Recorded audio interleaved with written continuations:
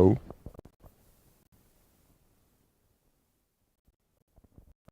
Test. Test.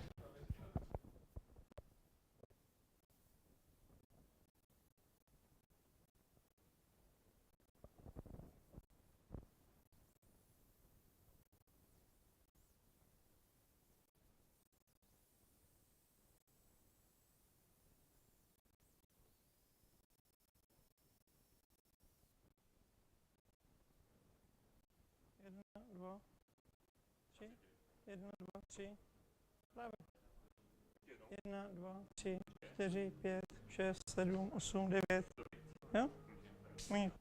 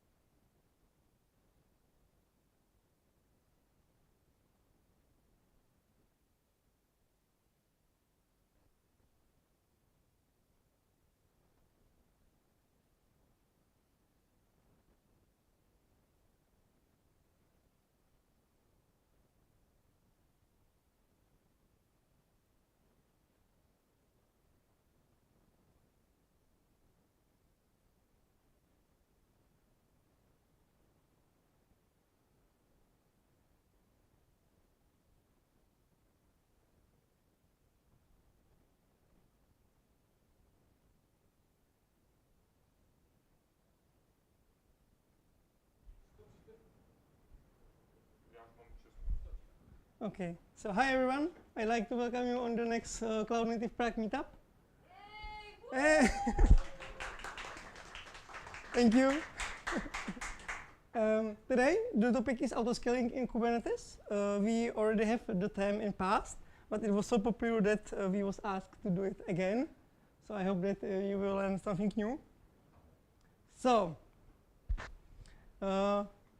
me and Pavel are doing these meetups just for you. It's non-profit things. And we are doing it under the CNCF umbrella. It's called Native Community Foundation. I hope that everybody knows about it, or at least some of their tools. We are not only one community in the world.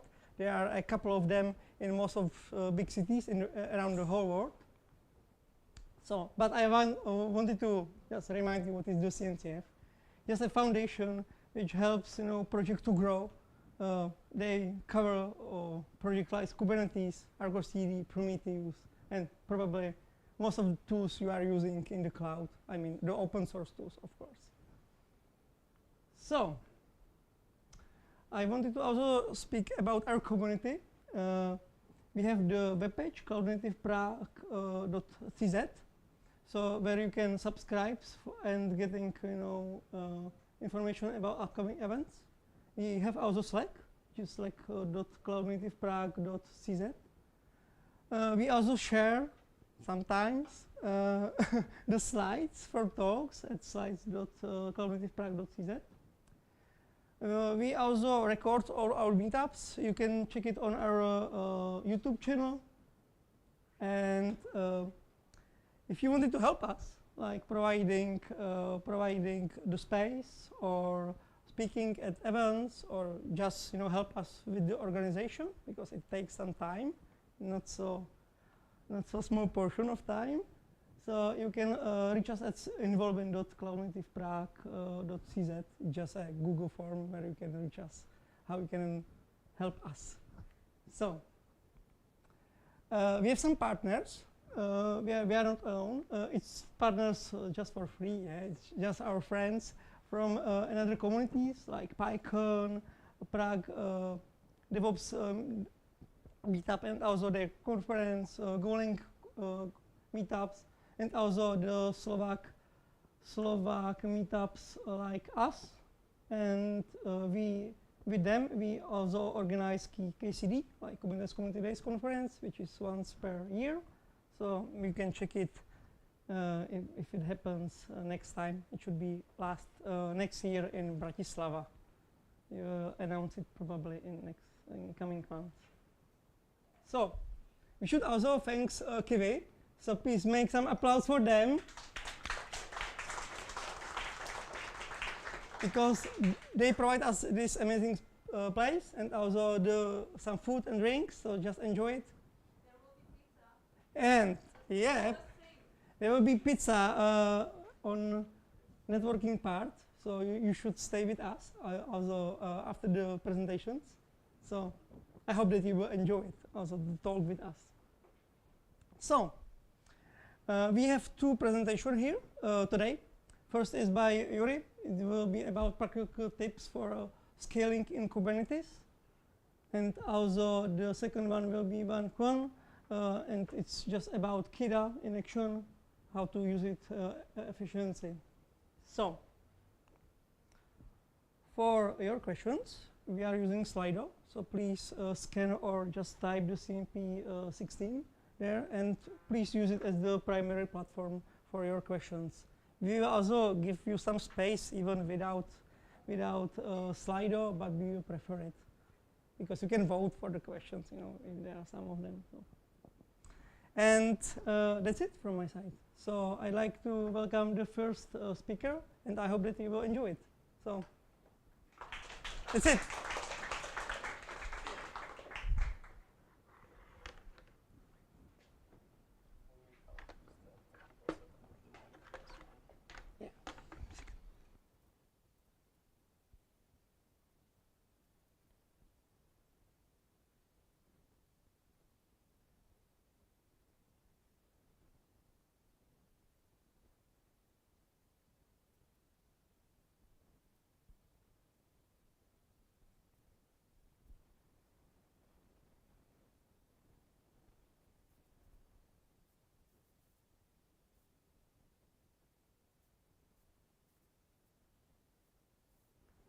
1-1.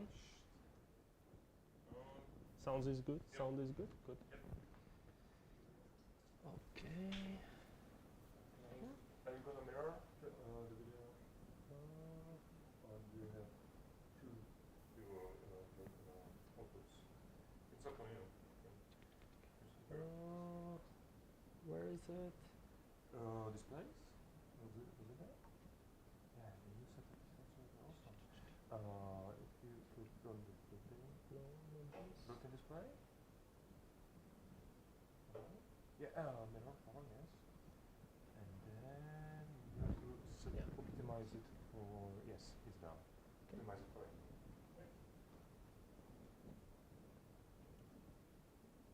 Oh, not this. This. Okay, like that. Okay. Clicker. Hop, hop. Works. Okay, the sound is good. Just to check. Okay, perfect. Thank you everyone for coming. This is the office where I'm working in, and I can tell you that this is one of those meetups where it's full. So thanks for coming. Today I will talk about this fancy name, efficiency in motion, because scaling matters. And I hope you will take from it at least some tips that you can use from tomorrow, from the next week in your own setup. I'm kind of proud of this meetup as well, because everything is about AI right now. Everyone forgot about OG Kubernetes. Now we can talk about it here. So briefly about me. My name is Yuri. I'm engineering manager at Kiwi, managing the platform infrastructure team here. I started my journey as a DevOps, so since then I'm evolved to where I am now. 6 years at Kiwi. Fun fact, I survived the data center on fire. It happened here at Kiwi, and we were not fully down, which is good. And before, I was also leading the community. It was GDG Cloud. It's another organization. It was back in Ukraine from Google. Briefly about Kiwi. For those who are traveling, probably know Kiwi, but we are a global travel tech company, and we are trying to build products that put travelers at the first place. Just briefly in numbers, so we are selling around 50,000 seats daily. Customers are doing like around 100 million searches per day as well, and you can search at kiwi.com 95% of the whole global flight content. Pretty big.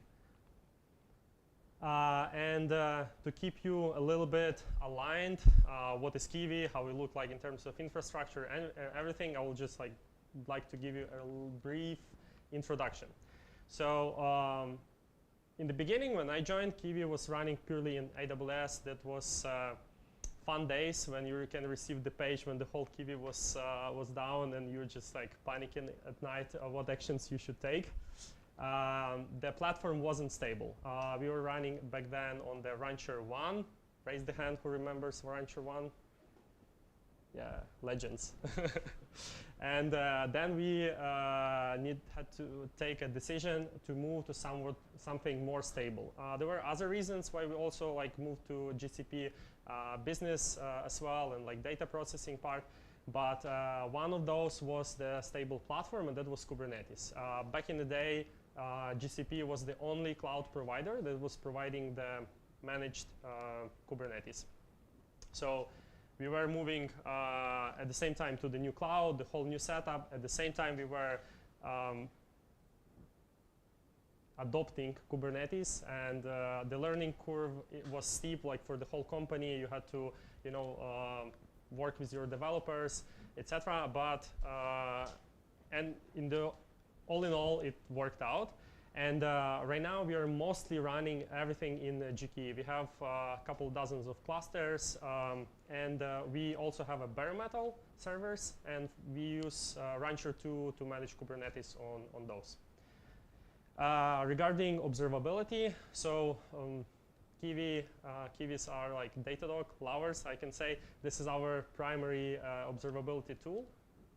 And it's used by everyone every single day, pretty much everywhere. We also have a hosted pretty big Grafana stack, LGTM. For other use cases where Datadog, let's say, is not cost effective. And also we can use, I don't know, Google Cloud Monitoring, etc. So this is, in a nutshell, should give you like at least some idea like how the Kiwi looks like. In terms of size, let's say we are fully microservice company. There are hundreds and hundreds of the microservices, so it adds a little bit of complexity. So let's talk about scaling. As Danik mentioned, that you wanted to hear more about it. Well, you don't have to be a genius that this is a big thing, and it's important, especially in the cloud environment. You want to be elastic, so when traffic goes up, you want to scale up. If it goes down, you want to go down. You don't want to burn money either way. You don't want to be downtime, and you don't want to be overscaled. So if we talk about Kubernetes, as this is like part of the CNCF, and I think de facto standard right now for anything running for running your workloads. So we will be talking about horizontal scaling, not vertical scaling where you're just adding resources, but horizontal. And firstly, you need to scale your cluster, and it's done by something called cluster autoscaler. This is the component of the Kubernetes that can scale your nodes, add more or remove them. And it's designed in the like a plugin-like architecture where many famous cloud providers having their own plugins for GCP, for AWS, for Azure, etc. And they know how to work with the Google virtual machines and so on. So if you're starting in GKE, you have it like by default. It works like a charm, I can say. Yeah. In AWS, there is like a similar thing. You will get like cluster autoscaler. If I'm mistaken, please pardon me. You can correct because I haven't been using AKS in AWS. But there is a better alternative, at least for the AWS part. It's called Carpenter. This is the open source project, which is also helping you scale your nodes in the cluster, but much more in much more intelligent way. It will basically pick up the right node type or instance type for the workloads that you're scheduling. So they are placed in the most optimized way. So if you're on the AWS and you don't using Carpenter, I recommend you to check this project. And now we are getting to the pods. So you want to scale your pods based on the load, right? And this is handled by the horizontal pod autoscaler. Horizontal pod autoscaler needs to somehow know how to scale your pods. And it communicates with the various APIs that Kubernetes provides. And we will go from top to bottom. So first one is metrics API. It's just a very simple one. It exposes CPU and memory information about your workload. So it's like the simplest way, kind of really reliable. It just works. But in case you need some more complicated cases, like I would like to scale based on some other metrics, right? You can use custom metrics API. This one works only for the workloads that are exposed inside the cluster. So if you have a pod or some deployment that is exposing, let's say, the Prometheus endpoint, you can target this endpoint to your custom metrics API. And horizontal pod autoscaler can use the metrics from that API to scale.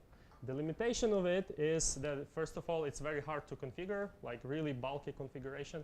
Second thing, it's not that practical because most of the time our observability tools and metrics, they are outside of the cluster.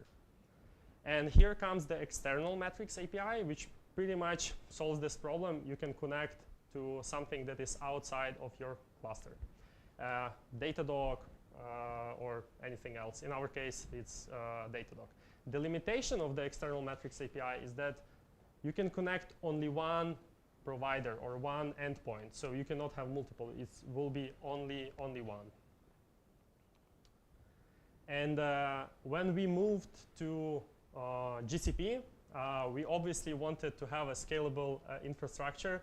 and don't receive this like mad pages on-call pages during the night when everything is down because something is not scaling. So we started exploring what is there, and the only available option to us was the external Datadog external metrics provider. It was massive improvement to our autoscaling because before we were not able to scale based on the external metrics. And when we saw that actually the system can scale based on what we are, let's say, producing, like queues, etc., it was a huge relief, massive improvement. And on the right side, you can see how it was, how the configuration was done. You just deployed the Datadog external metrics provider part, which was one for cluster, and then everyone was able to just specify some kind of external metric from Datadog, specify the query, and it was working. It was really great. It had some hiccups. For example, if you specify the wrong query, obviously you couldn't scale because such query or metric doesn't exist. You made a typo. But the problem was that it was breaking also all other scaling like in the cluster. So if someone deployed the wrong HPA with the wrong query, it would break all other HPAs fetching like the information from the Datadog. So somehow it wasn't handled very well on the Datadog external provider side, or like HPA, something wasn't clicking that well. But it was working. We didn't have like that many cases. It was working just fine. Yeah, here you can see like a zoom in how the configuration was done, like really simple, primitive, was just working. And it was working until 8th of March last year. Anyone knows what happened 8th of March last year? Specifically at 7:57 a.m. Related to the Datadog? Datadog went down. The price goes to? No, really, what's your name? Kostya. Well done, Kostya. Yes, Datadog was down. I bet Kostya uses Datadog at work. So what happens when your main observability like system or tool is down? You kind of go through various stages. Like, so first one, everything is good, right? Because, well, you don't see alerts, you know, everything is fine, you're just like doing your coding. Then the mild panic kicks in when you're coming to the realization that like, oh my God, you know, like we lost visibility in the huge complex system. You have no idea what to expect. And then just like praying, you know, just like, please don't collapse. So how exactly did it affect us? Well, for 12 hours, that was the time of the Datadog outage, we lost the visibility into our like system. Nothing was working. Dashboards not working, metrics not working, alerts not working. Well, scaling is not working. There is like a huge postmortem by Datadog. You can also Google it.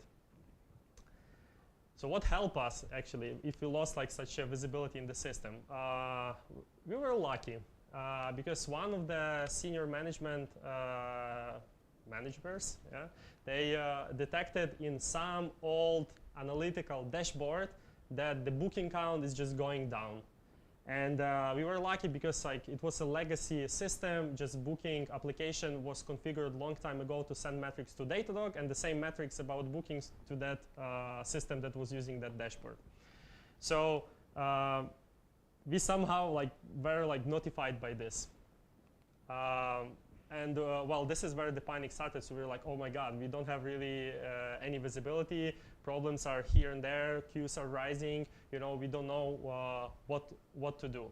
And what is happening then? You're becoming double reactive. You're like, oh, should I touch this? No. Should I touch this? Oh my God, did we remind? We forgot about that service. It's also important, and so on. And you don't know what to do. And the paradox is in that situation, if you just don't scale, you lose money. But if you scale recklessly, you lose even more. Because scaling manually in the complex microservice system is really hard. Like you don't want to scale one service which will overload another service. So you need to know which one goes after which one, and you need to scale like one by one slowly. And this is where the Kiwi and the whole, let's say, the engineering was shining, I would say, because we had, I remember the day, like we hopped in on the like a huge Zoom call. There were like people like from the whole teams, each team in the engineering, and we were like slowly coordinating like which steps to take and how to scale. So yeah, it kind of forced us, you know, to think about like how we can mitigate it. And well, the obvious things will be like, we would like to scale on something maybe else, you know, not just Datadog, but have some alternative source of metrics. And just a reminder, external metrics API has this limitation that you have only one external metric provider, and well, Datadog was down. And another mitigation step can be, it would be good if something is down, Datadog in this case, we would like to fall back to some default values. So we are like not extremely overscaled, not downscaled, but we are able like just to survive like a regular, let's say, load. And I hope I will not steal too much from the next speaker, but I will briefly mention about Keda, because that was our story pretty much to start using Keda. Briefly, it's a Kubernetes event-driven autoscaling. This is the open source. Let's start with this. Who is using Keda? 1/3. Okay. So maybe for you guys who don't use, it will be like really, really helpful. It's open source project. You're also part of the CNCF, actually graduated. So really reliable, mature. It supports like more than 50 different scalers. So you can use different providers, not just Datadog, like CloudWatch, I don't know, Grafana, etc. It has this magic that you can scale to 0. If you know, in Kubernetes, you can scale minimum to 1. But with Keda, you can scale to 0, which you can do some creative tricks with it, save money. There is like amazing flexibility in terms of authentication. You can authenticate to the providers using, for example, workload identity, you know, not using passwords, etc., JWT authentication, etc. So no pure like API keys somewhere and so on. You can have fallback values there. You can even post scaling just with some annotation, and you can even scale your jobs. We don't use it, but in case you use Kubernetes jobs for some batch processing, you can define the size of that, like of how many jobs like will spawn using Keda. And this is just a diagram how it works. So it's just a middleware between all the providers that are out there, Datadog, CloudWatch, Grafana, Prometheus, Kafka, whatever, you name it. And underneath it, how you interact with Keda, you just use so-called scaled object resource. You don't operate with the horizontal pod with the HPA, but you operate with the scaled object, which respectively operates HPA for you. So I will just walk you through the example how we were configuring it before Keda, and then how we did it with Keda. So for Datadog, we had to create before a separate resource, which was referring some metric, doing the query. Then you had to create the separate horizontal. I hope you can see it well. If no, don't worry. We had to create a separate horizontal pod of the autoscaler resource, reference this metric from there. And in Keda, it was simply the same, just like one file, and you were able to refer it in Datadog. For Datadog. This is just a zoom in, and here you can see like some cool features. You can have like a fallback value after some failure threshold, and well, you can define trigger, one or many. In this case, we use Datadog, but later then we started using also combinations like Datadog CPU plus I don't know, metric from the cloud monitoring. So, and it will like pick the right value depending on all these 3 evaluations, like how to scale. The important part for us was like how to switch everything or like the most important teams to use SCADA, because Kiwi is big. We really like the engineering size is around like 400 or 500 people. We have even more microservices, and you need to somehow like provide them tooling like to easily switch to CADA. And what we did, we just did a simple templator tool like CLI, you can say, where developers would just target their HPA and it will convert it automatically to the scaled object, and they can apply and start using it. So we didn't want to impact developer experience. The teams that were affected by the Datadog outage really wanted to do it, but we wanted to provide them to do the switch efficiently. Authentication flexibility I already mentioned. Developers were really happy because there were use cases where, for example, you want to scale based on some GCP metrics, which appear in GCP quite fast. But if you source them to Datadog, there is like a 10-minute gap before they appear. So some teams wanted to combine all that. Before we couldn't do this, now we can. Fallback value, another like a very useful tool. All the teams that were impacted, especially critical services, have this value set it up. I would recommend something in between min and max that you have specified there, so you're not fully overscaled and you don't burn money in case you did some mistake, and you're not running on the low values. So something in the middle ground would work. Well, and scaling to zero, it's like magical thing. So we did some tries before. So if you would be able somehow automate this thing, you can save like, let's say 30% of the cost on your dev environment or sandbox environment, where you will just scale it down during weekend or at night. So in the end, we took a little bit different approach, where we decided why to scale only during weekend. Let's run on the low resources the whole week. But I use this approach personally to have the cloud run like deployment in Kubernetes. So we have Istio in some clusters, and Istio produces like metrics, everything that you're sending it, like trying to query your service. And eventually you would see this metrics in Datadog, let's say, or in Grafana. And by default, I have set it up, the scaler to scale to zero if there are no metrics. So my deployment is scaled to zero, test deployment. And whenever I need to test something, I just like send queries to my endpoint, whatever API, skypicker.com or something like this, or kiwi.com. And the CADA will notice that there are incoming requests to my endpoint, even though they're failing, but it will detect there is something incoming, and it will scale up my deployment eventually. So there is this cold start, which I don't mind, because this is like either for the sandbox or dev environment. But like I don't have to care like, oh, I forgot to scale down. I don't burn money. It's just running like this. So just you can use this tip maybe to somehow be creative in your setup. Just checking time till when I have. Yes, okay. Okay, so this is about scaling, and there is another part which is scheduling, right? So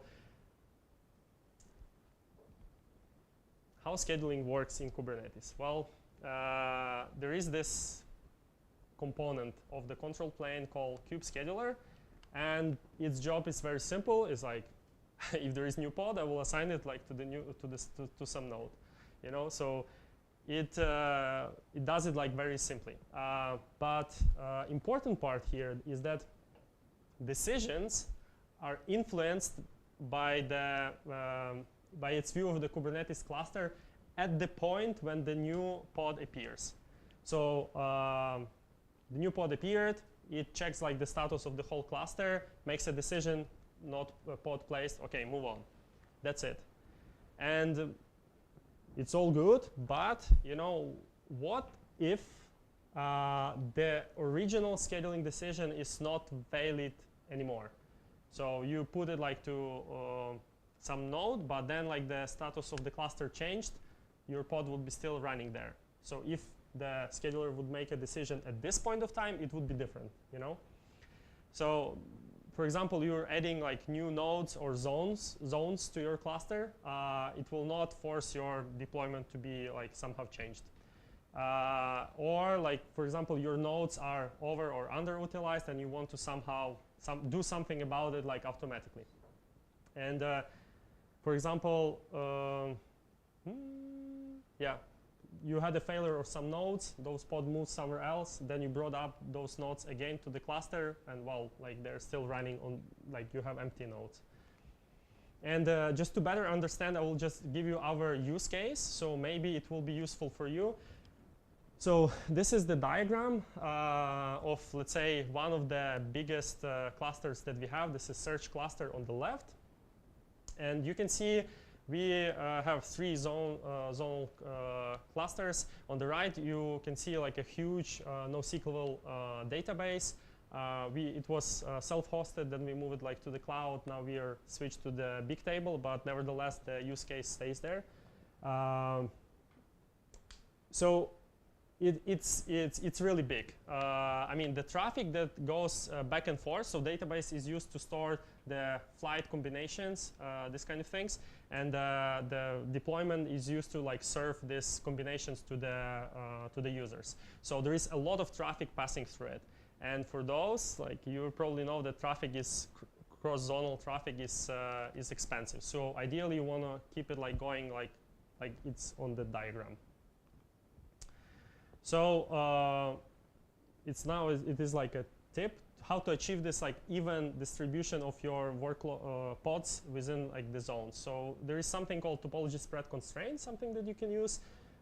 It's very simple. You're just adding topology spread constraint to your deployment, specifying the value. Let's say I want to have max Q1 in the zone, and here you can see the GIF that kind of shows you how it works. So it will make sure that during scheduling, the difference between the zones is like maximum 1 pod. So it will try to place it like correctly. And you have like a good high availability, a load distribution, cost savings because of the cross-zonal traffic. And if you use also topology-aware routing in your services, it will bring it like even bigger, let's say, benefits. But we are talking about cloud, right? I mean, it's not only affecting cloud, but we are mostly GKE, so everything is in the cloud. And remember, this deployment is really big. Cluster is also huge. So money are important, so we are like running this that workload like on the spot instances, preemptible instances. I'm not sure how preemptible it's called, like right in AWS as well. But the beauty is it's cheaper, like around 70% of the original price, which is good. But the drawback is that Google can reclaim those nodes whenever they want, whenever they feel the demand for it. And usually it's like, you know, a couple of nodes here and there. It's not affecting your deployment at all. But sometimes it happens that they doing like some huge revocation in one of the zones. And by huge, I'm saying like really huge. That sometime you're receiving just these messages, you know, on Slack and alerts like, hey, what happened at the time? You know, like we see that like reads drop and increase in other zone and so on, and you're like trying to understand what the hell is going on. On the yeah, you can see a request by client and availability zone, and on the other side you can see the reads in the database. So you can clearly see that something changed. And when the database was self-hosted, it's like it was really overloading some of the zones in our bare metal cluster. So if this database is down, it's really bad. It's like really, really bad. So you really want to like balance it clearly. And well, the fix is like really simple. Let's just do kubectl rollout restart. The scheduler will take everything into calculation again. New nodes were added, and we are recovered until it happens again. You know, and it's really, really annoying to do this like all the time manually. So there is, when we were looking like how we can like automate it, you know, you can come up with some solution, I don't know, like a cron job or something, some watcher, like implement something custom. But there is a project eventually for that which can do this and even more for you. It's called the scheduler. Anyone of you heard about the scheduler? some people, nice. So the purpose of it is simple. Like you need something that will care about your pods after they are scheduled, like to match your state, that you wanted during scheduling. And it works also in the simple way. You just define the policy, and based on that policy, it takes the decision after the pod was scheduled. Here is like some more details, but basically it works in the principle of the plugins. There is some plugin that is making the decision, before, based on some parameters that you specified in labels. And there are like two strategy plugins. That one is, that will take a decision just like pod by pod. So for example, okay, I'm checking this pod. If it's like satisfying my policy constraints, or it's not satisfying, okay, removing, and it will go then again to another pod, etc. And there is another one, I think it's called, in this case, balance. Yeah, balance enabled. It will evaluate the whole state of your deployment. So it will take like all the pods from this deployment, do the calculation, the math, and then it will take a decision. I need to evict, 10 pods at the same time because they need to be moved to the different region or zone. So this is exactly the scheduler in action. So there was some inefficient, let's say, scaling. Some events happened, and then the scheduler is making decision based on your policy, and in the end you have everything balanced. If this is not your use case, you can use it like for something else. For example, for the efficient resource utilization on your nodes. So you can say like, I want my nodes to be highly utilized, and it will just start, let's say, evicting it, like shuffling it altogether. It can work. It can be as a complementary tool to the GKE autoscaling to make a decision, let's say, faster if you need it. Maybe GKE is not the best case right now because you can have like different autoscaling profiles in the Kubernetes cluster. But if you're using running your Kubernetes somewhere else, it can work. Or it can work other way around when you want to have like an even distribution of the workload. So we had this, for example, in our hosted, self-hosted bare metal Kubernetes servers. Provider was doing something, with the servers, rack was down or something like this. So the nodes went down, the pods were rescheduled, then the nodes were back after maintenance.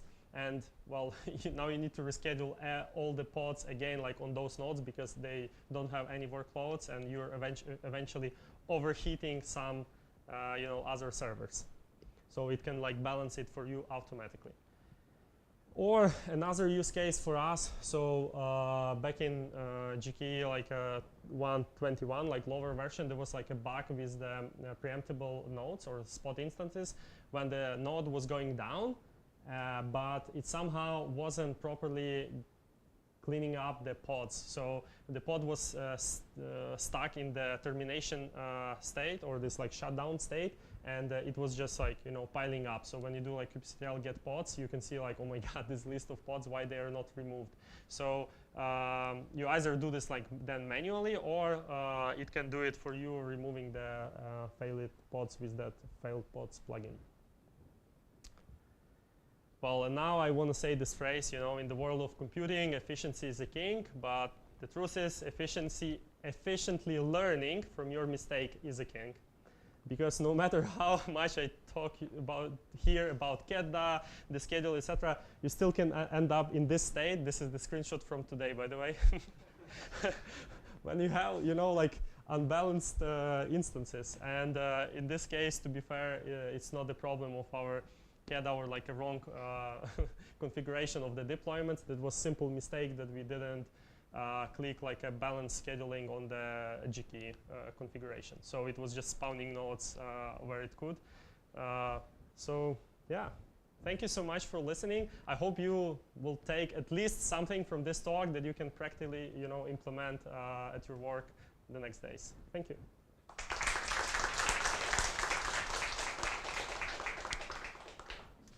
If you have any questions, anything, I will be here around, so feel free to talk to me. Okay, let's start with Slido. First question is, how will you configure topology constraints for long-lived collections?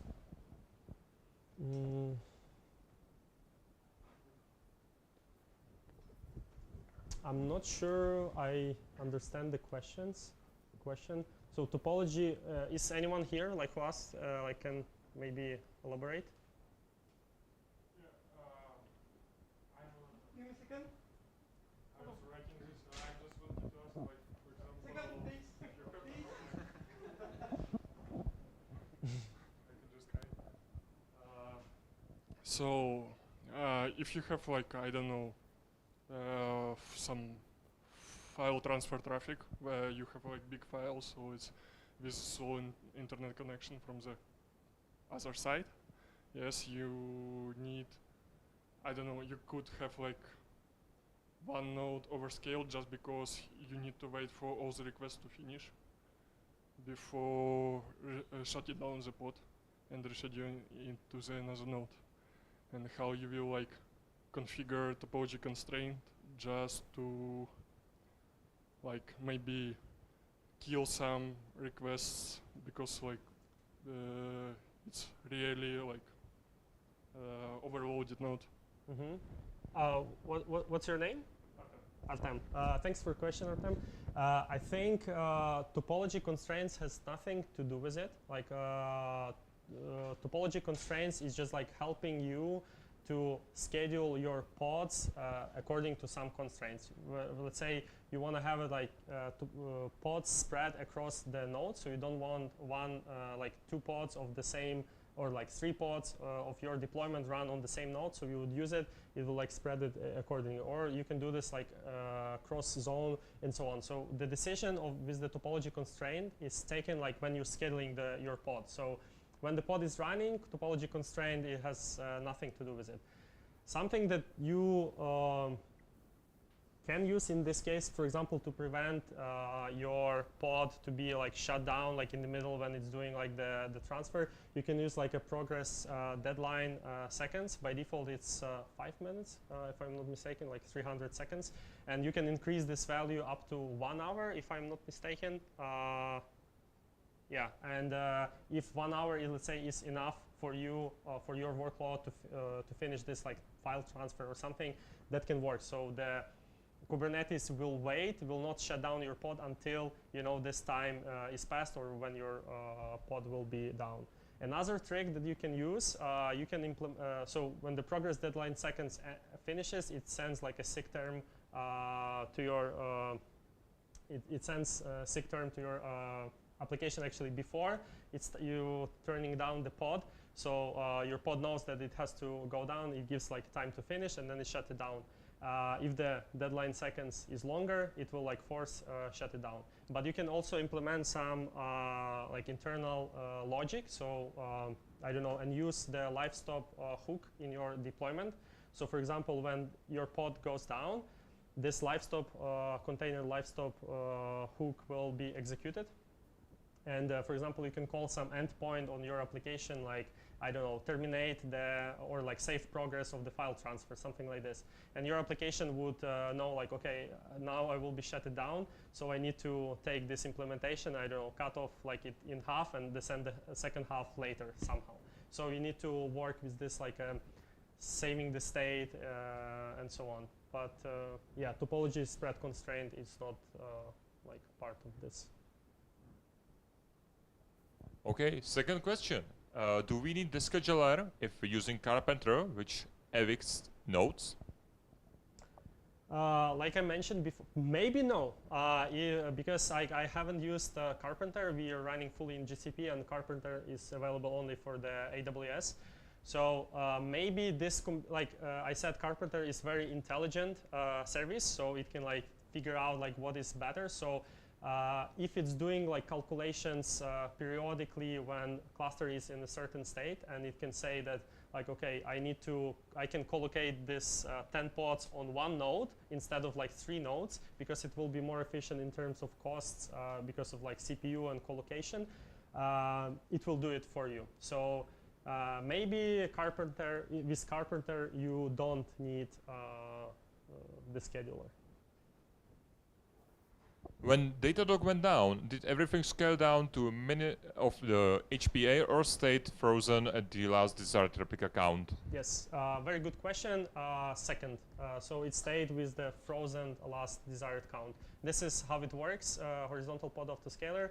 If it's not able to fetch any metrics or it's broken or something like this, it just leaves your deployment with the replicas at that state when it was broken.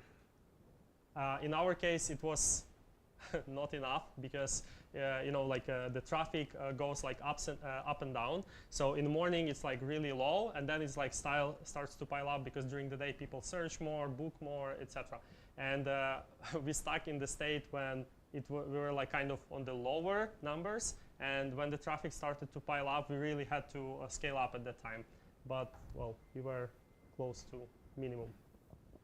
What about HTTP-based traffic? Don't you see delay in Datadog metric due to scraping, and also scale to zero issue? Actually, there are. I wouldn't say there are problems with Datadog in terms of delay. It works quite well. It depends on your polling. I would say the bigger issue is the misconfiguration. So, for example, you're sending your metrics every minute, right? So your metric is popping up every minute, but then your default poll from the from scheduled like scaled object is like every 15 seconds, right? So it will try to fetch the metric, but it's still not there because you're sending the new one every minute. So it will say like, oh, I cannot fetch metric, I cannot fetch metric, cannot fetch metric until there will be like 1 minute new one appear. So that would be like a most common, let's say, problem that we have. You need to be aware about it. Delays, no, there are no delays. Fun fact that even up until 3 weeks ago, we were using Datadog in US side. Recently, we did like a huge migration, full Datadog from US to EU. But even with the Datadog being in US and we have been polling metrics from the US side from Datadog, we didn't see like delays or any problems. The bigger issue that you can hit here with Datadog while using KEDA is rate limits. If your system is really big, like in our case, and you're using a lot of like HPAs, like scaled object and Datadog, it will be like really hammering Datadog API. And Datadog has like a strict limits on the API, so you can be rate limited, and it can be like a bottleneck for you to scale. Two options here. First one, you can ask Datadog to increase the rate limits. They will say, no, we don't, but they do. If you ask politely. Huh? Yeah, that's also true. I mean, if you're a big customer, they obviously have an interest for you using like Datadog in full. And if you emphasize that this is critical for you, they will increase it. Like the recent, again, use case. So we had increased certain like rate limit on the Datadog API when we were in the US side, but we recently migrated to the EU, and they didn't increase it like to the same values, and we were hitting these problems just like recent weeks, like that KEDA was rate limited. Another option is in the newest KEDA version, which was released basically 1 month ago, you can they wrote a new let's say scaler that will pull the metrics not directly from the Datadog API, but will use the Datadog cluster agent. For those who run Datadog, you probably know. So it will use Datadog agent as a proxy to fetch the metrics, and it is doing like in the more intelligent way because they rely on the Datadog cluster agent itself to somehow like cache the metrics, or I don't know, like do some magic, like so you're not hammering the Datadog API that like fearlessly. Yeah, scaling to zero. Well, we don't scale to zero right now, just on this like playing project. How do you achieve the topology error routing? Is still destination rules or something better? Both. So we started. How many of you use Istio, like in production? 1, 2 hands. So Istio is like generally hard. Right now we actually switched like half of the company already, more than the half of the company like to use Istio. So up until some version of Kubernetes, Kubernetes natively didn't support any topology-aware routing in services. You were not able to configure it. It was just like round robin, like randomly sending requests. The only way there was to use Istio, and that was one of the reasons why our search team was the first one to implement, let's say, Istio, and we were using, yes, destination rules, if I'm not mistaken, to have like a topology-aware routing. In the next versions of the Kubernetes, I think it was public, like fully released in 1.27 or something like this, or 26. That Kubernetes added topology-aware routing to the service itself. So Kubernetes service, you can specify the topology-aware routing. So whenever someone will be calling your requesting service, it would check like the topology-aware, like your labels, like zones, and try to route. There are some recommendations when to use it.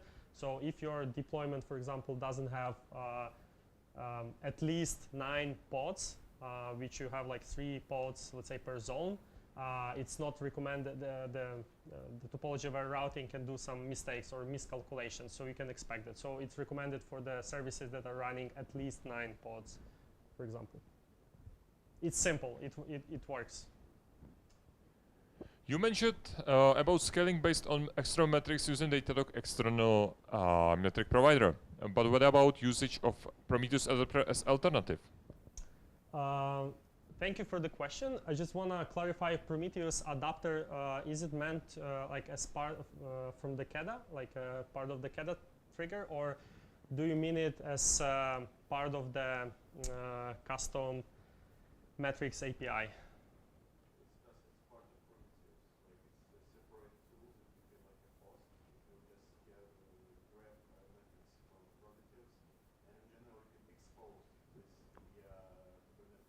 Yeah, so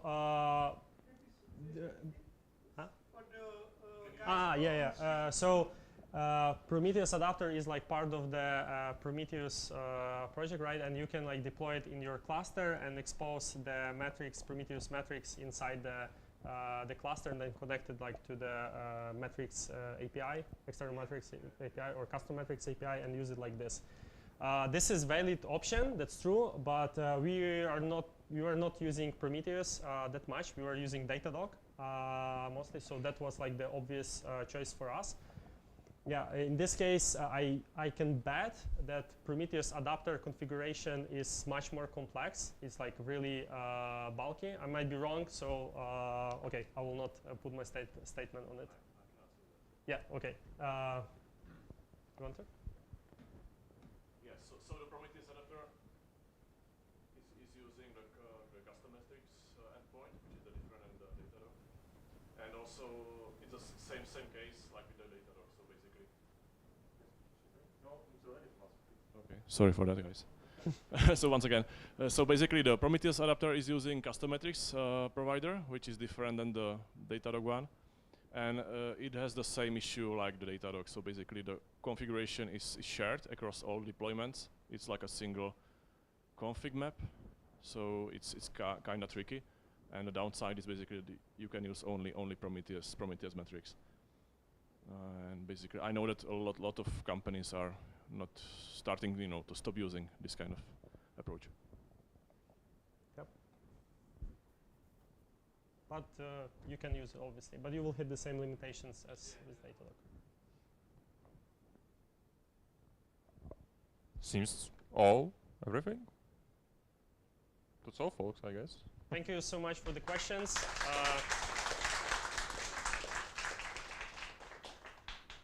Now it's time for a coffee break, 10 minutes. 10 minutes.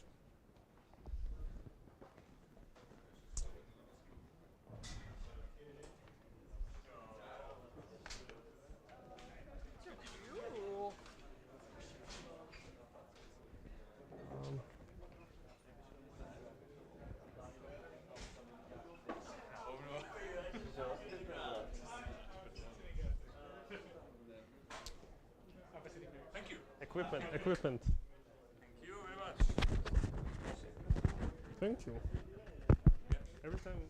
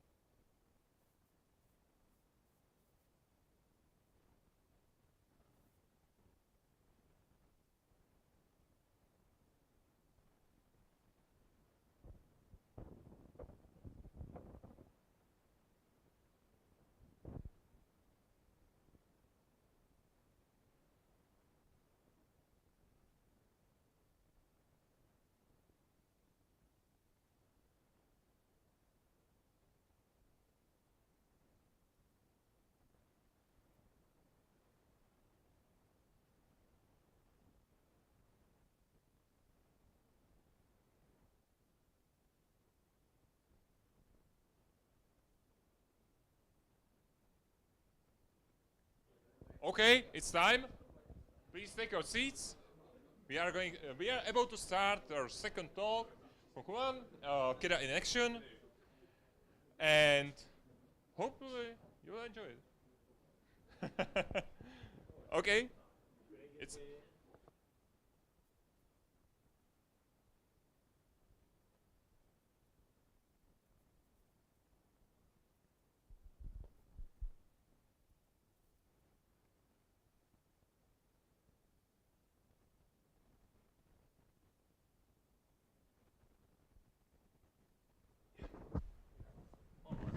I look like a proper presenter.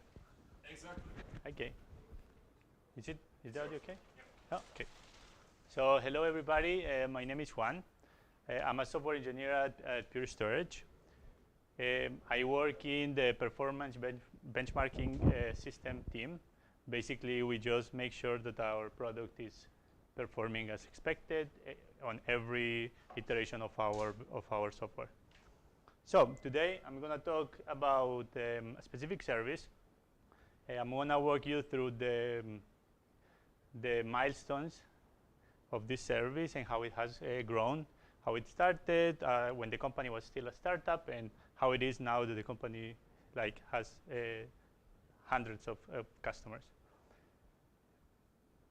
So basically, through this talk, I'm going to start with a brief introduction to the service. I'm going to, as I said, I'll show you the architecture, how it was before, how it is today, how KEDA we're using KEDA to properly scale our service. Then I'll show you some charts, and at the end, the challenges that we're still having. Full disclosure, I'm no Kubernetes expert. I'm just here to tell you about my experience and also, hopefully, hear from you if you have some ideas how to do things better. So, PerWorker is a service that generates performance reports from customer appliances logs. The reason why this service is so important is that in a normal scenario, you have customers, they have an issue, and they come to you and they say, explain, and then you, as the provider, you have to go with them through the whole issue and hopefully find a solution. What Pure Storage wanted is avoid this whole situation and have a service that would tell you, okay, the performance of this specific appliance is having, it's showing that there will most likely be an issue. In this way, before there is an issue, we contact the customer if it's necessary, or we directly take action to fix it. How does PerWorker work? Let me just show you the graph. It's better here. So we have an S3 bucket where all the appliances every hour are phone homing logs. These logs get stored in an S3 bucket. Once all the logs are completely stored, we trigger a notification, AWS SNS. Then this notification gets stored as a message in our queue, SQS. And we had some EC2 instances running PerWorker, which was basically consuming the messages from the queue. This is the initial look of our service. Smile for the picture with the worst infrastructure. Great. Okay. So as I said, this was the architecture back when the company was still small. But as we were growing, we started seeing some recurring issues. As it was explained before, every time we had a higher load than usual, then an engineer would have to go scale up the EC2 instances, which was super painful and time consuming. Also, not only you have to wait, but you also have, you get, you're on call, you get the alert, and then you have to wait all this time until the engineer actually goes.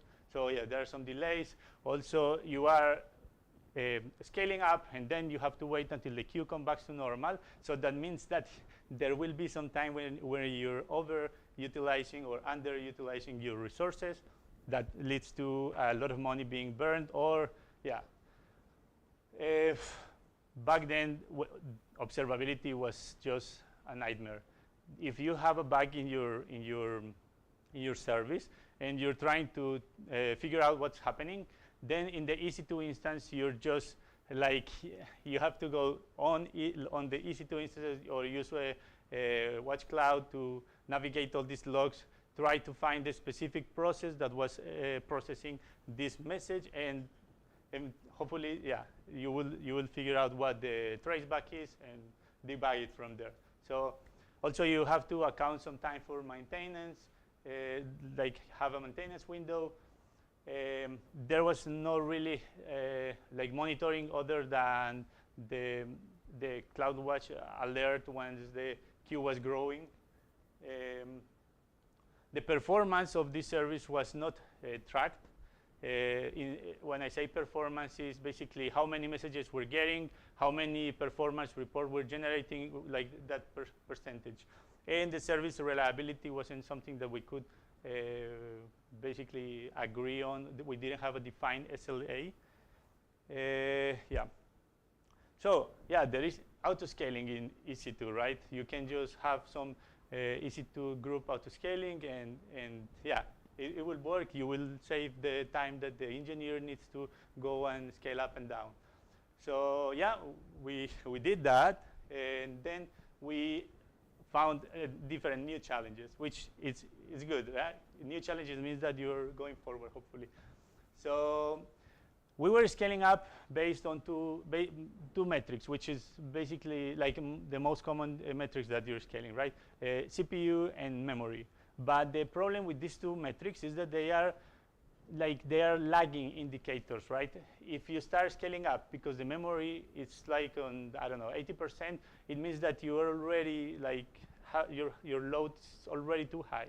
Like, same with CPU. If it's at 100%, you already you are scaling up once the problem is there already after the fact. Also, yeah, like limited metric options, you don't have so much flexibility. Most of the cases, you're just CPU or memory, and also you have to go through all the AWS scaling for the scaling groups. Yeah, the policy. Sorry. So the next milestone was the containerization. So the CI/CD pipeline before was just something like some Terraform and like some local testing. It was not something like, it was not structured. When we introduced the containerization, the pipeline, the CI/CD pipeline changed dramatically, not only for our team, but in general in the company. Now we implemented basically, we push our code, we have a PR, this code gets merged, we get some GitHub actions triggered that build the artifact gets uploaded to Artifactory, then we use some Spinnaker to actually deploy the Helm charts that we create on our Kubernetes cluster. So yeah, that sounds great. We have some Docker and we have some isolation, great. So this is how it looked like after, right? Pretty much all the changes is now instead of EC2 instances, we have the Kubernetes cluster with all our pods. So initially, we just have a deployment. We will have just an amount of replicas, again, just constant amount of replicas that will always be on. And just after doing this, we figure out, okay, there is HPA, horizontal pod autoscaler, let's do that. So we kind of did like a similar scaling approach as we had in EC2. So yeah, like our deployment pipeline was much easier, just basically pushing, and you have your codes in production. We have some isolation, security, portability, all the benefits from having a containerized application. Also, we introduced like Datadog and Greylock, which later on became Elastic and the whole ELK stack. But yeah, so Datadog now allowed us to keep track of some metrics that we couldn't before. So this is what I was saying before about the performance of the service. Now, using a Kubernetes agents for Datadog, we could actually send these metrics, like if there is a traceback, what type of traceback is it? Just add, like count how many of these specific errors we're having, and yeah, show them in a graph. Or I have this many messages received, and these many performance reports generated give me a percentage of how efficient or how well this service is doing. So yeah, so time saved, which means that developer could use their time for like better tasks, and yeah, simplify the whole DevOps pipelines.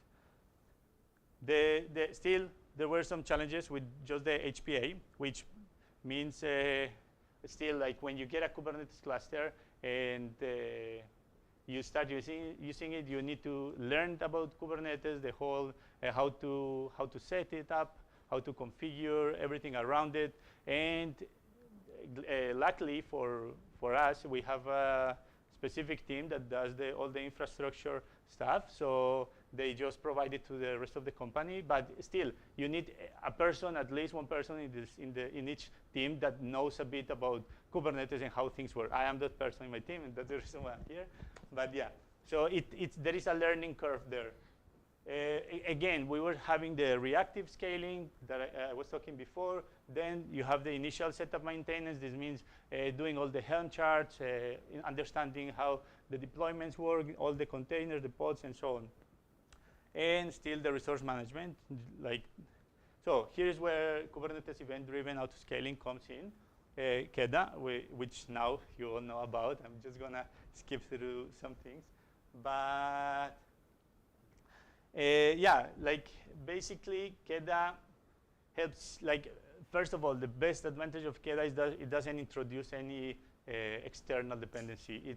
It uses all the native Kubernetes functionality, all the features native from Kubernetes. So yeah, it also helps you automatically scale on pretty much every cloud native metric that you have out there. I'm gonna just leave this for a second. I mentioned just here a few, but there are 7 scalers available right now. Like you can find pretty much everything here. You have Azure, GCP, all the main at least. So in our case, this was great because now we have a queue, and we can scale up on depending on the size of that queue. Oh, sorry. Yeah. Okay. Yeah. So okay. Other features as well. As it was mentioned before, KEDA allows you to scale to 0, which is great in terms of it saves you a lot of money because you can just sometimes you have a service that doesn't need to run all the time. Just insert, like if I don't have messages in my queue, why do I need to process anything or have something pulling that there is nothing, right? So I can scale down to 0, and I don't need to pay for any of those resources. Also, there are pretty much like you can configure the scaling behavior as you want. You have cooldown time periods, which means that you can wait certain amount of time before you start killing some pods after you scale up. You can also scale based on how many pods you have right now. So for example, if you have 10 pods and you want to, there was a trigger and you wanted to scale only 10% more, you can have 11, and then as it grows, then you will have you will add 1 pod, then as it grows, it will increase more pods. Like these are scenarios that can fit for sure most of the applications out there.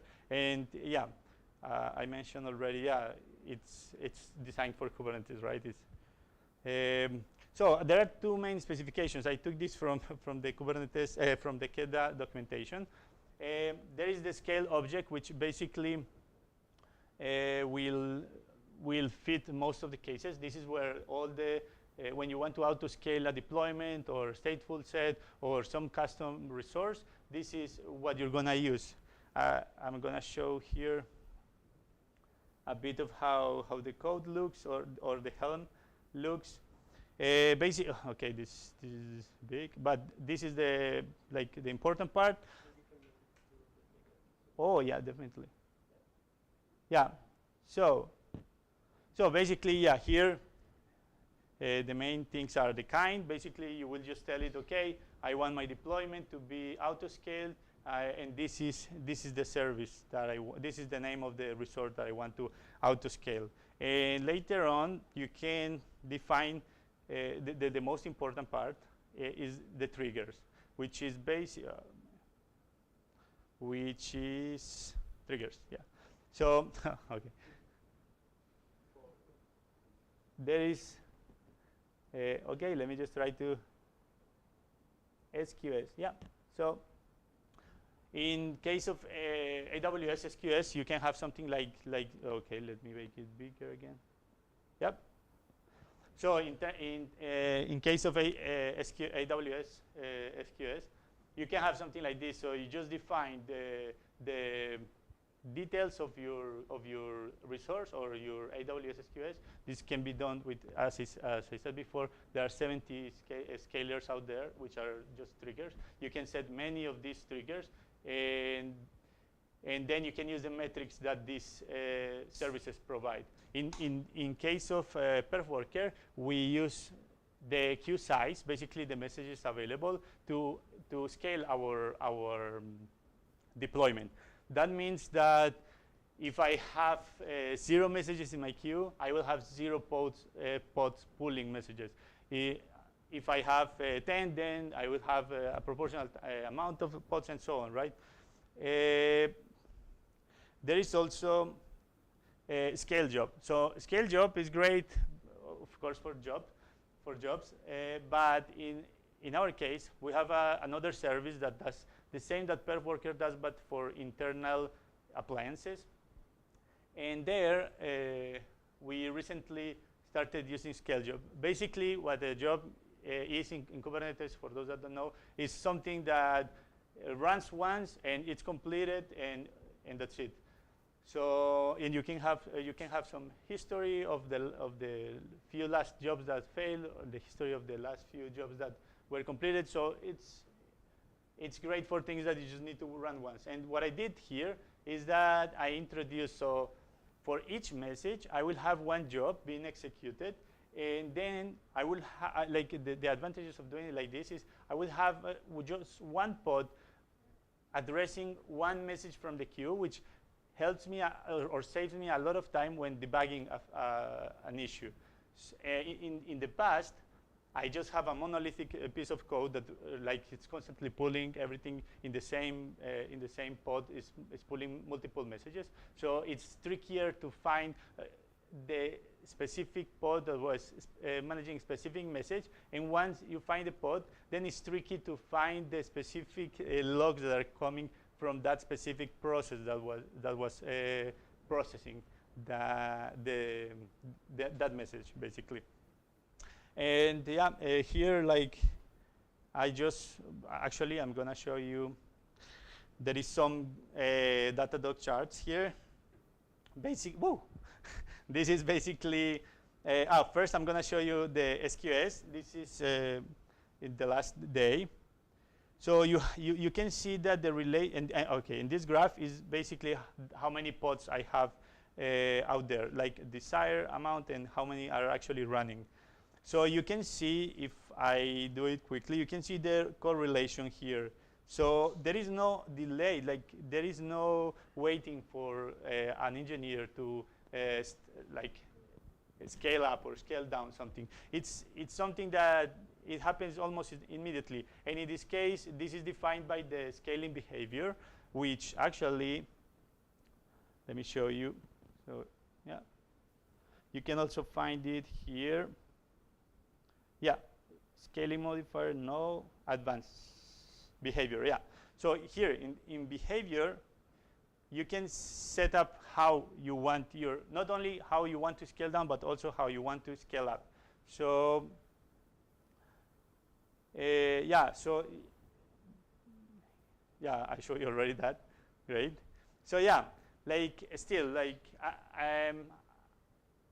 after using KEDA, it solved pretty much all the challenges that we were looking to solve.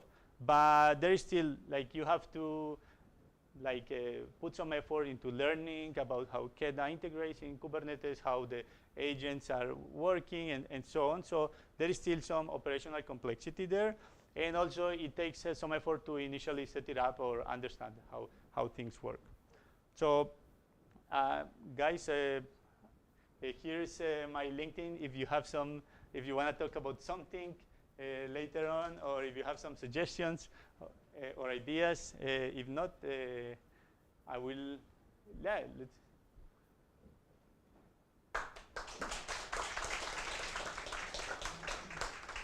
I did not get paid to come here by my company, but this was the template. Okay, it's time for questions. First one is, can you schedule any Kubernetes resource type? For example, Carpenter, node pool, or does it need to be something with replicas like STS or deployment? So, I cannot answer this question 100% sure, but if you have a custom resource, or I don't know what type of resource you're talking about, like you cannot scale. I don't think you cannot scale nodes based on this. You have like Carpenter. In my case, I use AWS. Yes, sure. Microphone. It has to be green. Button. Yeah, there's a button and it has to be green. Hi. So my use case for this would be, we have some reserved resources. So it is cheaper for us when we have low normal traffic to use normal on-demand instances in AWS, but during the peak times for some tasks, I would like to use spot instances, which are cheaper. So right now what we do, we have a cron job that basically swaps node pool definitions from on-demand to spot. So I'm just wondering if I can use KEDA to do this, maybe based on our CPU usage or something. I don't think so. I don't think KEDA is able to. Maybe. Okay. No. Oh, okay. Yeah. So yeah, the short answer is no. But I cannot tell you 100% I'm correct, but most likely no. Also, you made me remember one of the there was a funny story here. Once I first deployed the newly KEDA-based autoscaling Kubernetes approach, the day after, I was paged because finally I didn't set a resource limit on the resources that were autoscaled. So Perforker was actually starving other deployments in the same cluster. There was, of course, a full postmortem. I learned a bunch with this escalation. But most importantly, after that, I started using node groups to properly, like we have a reserve node pool for just Perforker, so we won't go there starving other deployments. So. I will just complement the answer from Juan. So the answer was correct. KEDA cannot scale your nodes. It's just scaling your pods, so deployment, stateful set, or like jobs. But what you can do in your case, for example, you just have you can have like two exactly the same deployments, like of your application. Just one will have constraints to be scheduled on the spot instances, and you can configure KEDA just to target like these two deployments. So one will be, let's say, scaled maximum, I don't know, to 10 pods, and other can be scaled like to 100 pods. So when you will have like a increase of traffic or spikes in CPU, whatever, it will start scaling the second deployment, you know, which will be scheduled on the spot instances or preemptables. Yeah, this is correct. What was mentioned. Actually, we are planning, or what you can target with KEDA is actually any custom resource that implements scale sub resource.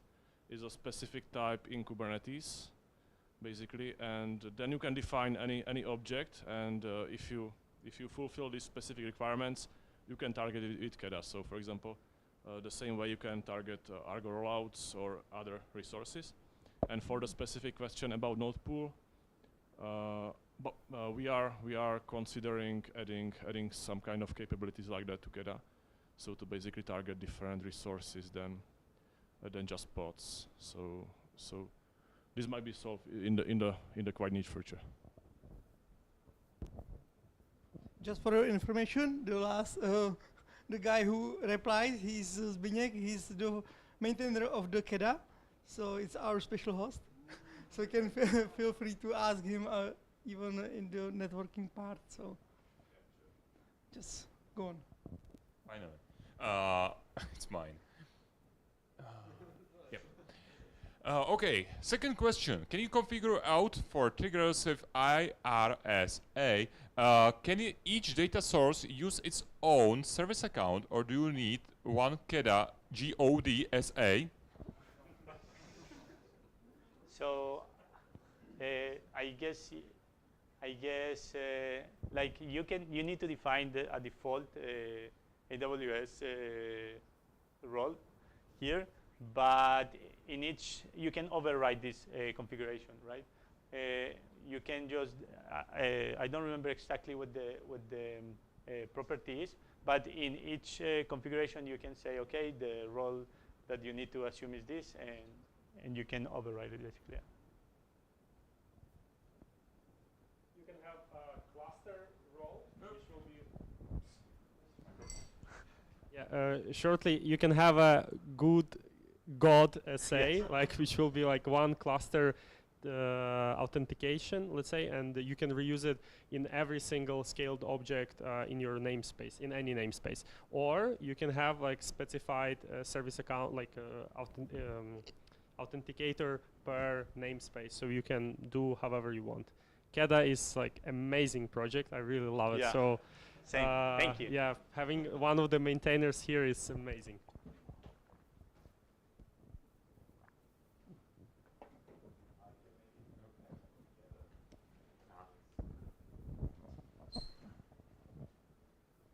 Like in general, KEDA have like a service account where you need to provide a role with some policy for assuming, but at the same time, you can provide in trigger authentication a possibility for for IRSA of KEDA to make an assume of role that is attached to service account of your some type of deployment or replica set or stateful set. And I agree with Yuri that for that reason KEDA is really awesome from that perspective. So does that mean you can basically assume a role maybe in a different AWS account rather than going? Yeah. Cool.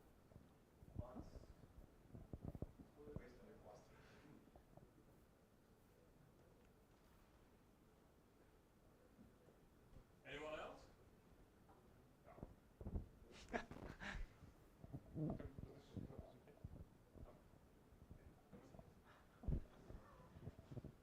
Going. Did I get it right, or did I miss something that you are using only Datadog as your only data source for KEDA? Okay, so Datadog is just a visualization, like when something happens, I go to Datadog to check what has happened. But for observability, we not only use Datadog, we have now Elastic as well. Basically, we are using Datadog as a legacy that we're trying to get rid because it's too expensive. And now we're embracing Elastic. That's it. Okay, so you basically have a primary data source for your observability. What, sorry? Do you have only a single data source for your observability or your metrics to, you know, push the autoscaler to do something, or do you have some backup? Our autoscaling is working with AWS SQS. So depending on the queue size, it will scale up or down. That's okay. it. Maybe that's the question for Yuri. It was Yuri. Yuri, did you ever try to use some, you know, fallback option for Datadog, and how it worked?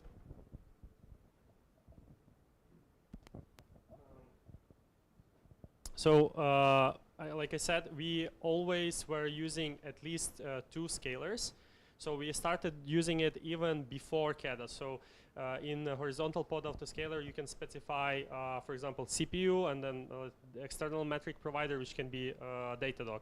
And then HPA evaluates on how it should scale, taking first calculating one option, CPU, then like Datadog, let's say, and then which is higher, then it will use that amount of replicas. It was working fine, but there were teams like Surge, for example, when they wanted to use some GCP metrics, and because of that lag, that metrics which are fetched to the Datadog from GCP, for example, we couldn't do this efficiently. Now they do use, so we use like Datadog, CPU, plus Stackdriver, or like cloud monitoring. Some teams are using Datadog Grafana, CPU based, some use cron, so for example, it can be Datadog cron plus CPU. So there are a variety of options, and it works like really cool. Yeah. Like you just had a bunch of stuff with multiple scalars that you can define, like it could be like data or Prometheus, whatever. The default behavior, as you mentioned, is like the largest value selected. There is also option, we call it scaling modifiers in Geta, and there you can basically specify any mathematical formula and evaluate basically the values between the scalars in the single time. So then you basically specify minimum, average, or really complex formulas, and the formula is evaluated, and then the final metric is sent to HPA. It's only the documentation. The documentation is great. Yeah, it doesn't work with CPU because CPU is a little bit different, but the rest of the scalars can be used like that, and it's quite powerful.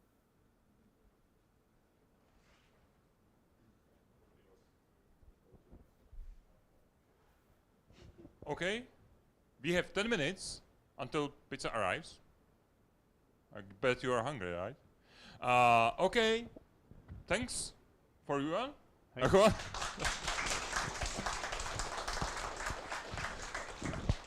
And now it's networking part. Enjoy and have fun. Thank you. I mispronounced your name. It's okay. You're not the first or the last. Yeah. I have like German name, so when I'm German it's fine, but when I'm going to more Western I get called many things, not only with my first name but my last name. Velasquez.